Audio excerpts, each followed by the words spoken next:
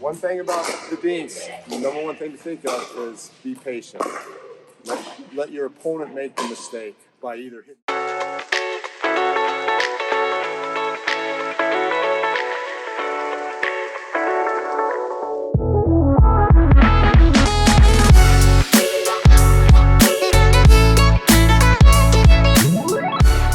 Hi, my name is Jim Sandusky. I'm the Pickleball Director here at the Pacific Clinic in Kennewick, Washington. The number one most important thing about serving is getting it in. There's not many aces in pickleball, so the one thing you don't want to do is make an unforced error on the serve. So you don't have to have a super powerful serve. Obviously, sometimes that helps at times, but to play the game, you watch some great players, their serves are not dramatic. They're pretty much basic serves. They just get in the ball and play. So one thing you can focus on is maybe getting the ball a little bit deeper in the service court. That allows them a little bit more difficulty in getting it back across and getting it deep to keep you back deep. Because pickleball, the number one thing to think of is games played and won up here at the kitchen.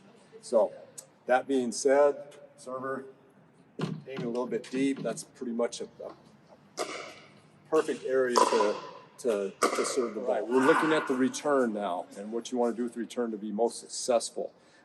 Again, the game is played and won up at the kitchen, so you want to always be working your way up. And when you are in a return phase, the advantage is if you can return it, let's say number 3 serving it to number 1 in this case, they serve it over, you hit it. You want somewhat of a slow lob, but deep. So you want to hit it something like that. In the back third of the court would be ideal, but at least in the back half. Doing so allows you, when you hit it, to be able to come up here to the kitchen. Your opponent or your partner is already going to be up there on the return part of the game.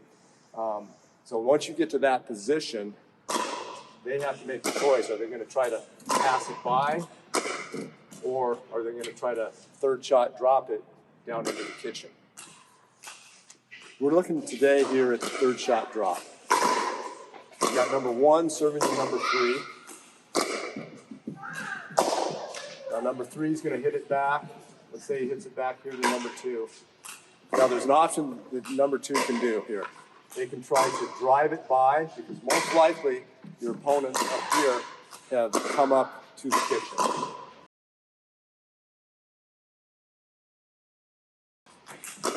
So you can try to drive it by on the outside, through the middle, and try to cross-court it over there. Difficult shots, and not as highly successful as if you can third shot drop it just over the net. So the idea is to just hit a nice little shot, soft shot, just over the net, which allows you to start coming up closer. And it forces them more into the dink game. So that's what we're looking for with the third shot drop. We're going to be looking at the dinks and the cross dinks in this part. So players 1 and 2 and 3 and 4 have already volleyed back and forth, and they're up into the kitchen, and they just started their dink. So 1 and 4 are here, dinking it back and forth. Okay. One thing about the dinks, the number one thing to think of is be patient. Let your opponent make the mistake by either hitting it into the net, or hitting it out, or hitting it too high where you can pop it or smash it back at them. That's what you're looking for in the dink. So staying patient is the number one key with the dink game. One thing to keep in mind is the cross dink this way, you have a lot more room for air. You can step it off from the middle of this court over here. We got right around 18 feet. So when you're dinking straight across, you got 6 feet, 7 feet there, 7 feet there, depending on where you hit it, and a lot more room for air cross dinking. So that's just something to keep in mind. But again, being patient in the dinks is the number one thing that you can be successful with.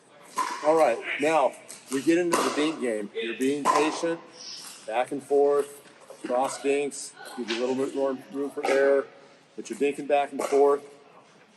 Right here, what we're going to be looking at is when they make that mistake of hitting it a little bit too high and you popping it back. There are different terms for it. I like to call it pop because it's almost like popcorn. Because once you start that quick game, back and forth volley in the air, it's just pop, pop, pop, pop, pop.